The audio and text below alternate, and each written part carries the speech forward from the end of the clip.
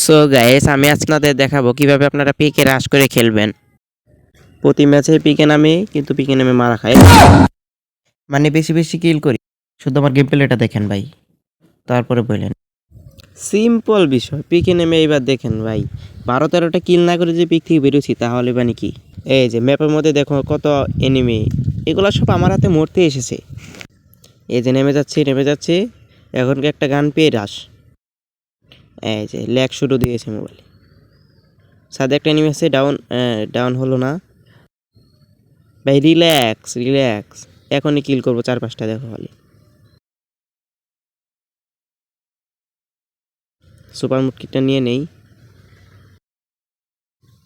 এদের সামনে এনিমি আছে আমার কাছে, কিন্তু দুটোটাই লংয়ের গান, কোনো সমস্যা না। এনিমিকে মেরে আমাকে বা হাতের খেল। এই যে একটা এনিমি, হেডশট। রাশ। উরি ভাই, ম্যাক্সিমাম প্যাক। ভাই গ্লোয়াল পরে না কেন, সেটাই তো বুঝি না বাল। কোনো সমস্যা নাই গাইস, এখন আমরা বিমান শক্তি নেমে যাচ্ছি। তো পিকে দখল করাই নিতে কি হয়েছে ভাই, এখন বিমান শক্তি আমাদের দখলে থাকবে। এখানে যদি কোনো এনিমি থাকেও, তাহলে তো আমাকে ফায়ার দিতে সাহস পাবে না।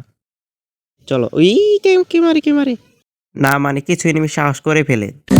আমার কাছে 0 মেড কিট। কোনো সমস্যা না, আমি এখন এলশেপের সাথে যাব, আর এনিমিটা আসবে আর হেডশট মেরে দিব। সিম্পল বিষয়, সিম্পল। এনিমিটা এখন আসবে আর হেডশট খেয়ে মরে যাবে ভাই, এসব কোনো ব্যাপারই না।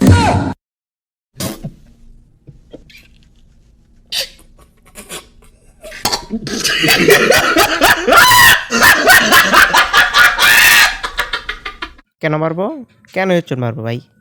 এরপরে ম্যাচে দেখাবো কিভাবে তোমরা পিক এবং বিমা দখল করবে, ঠিক আছে?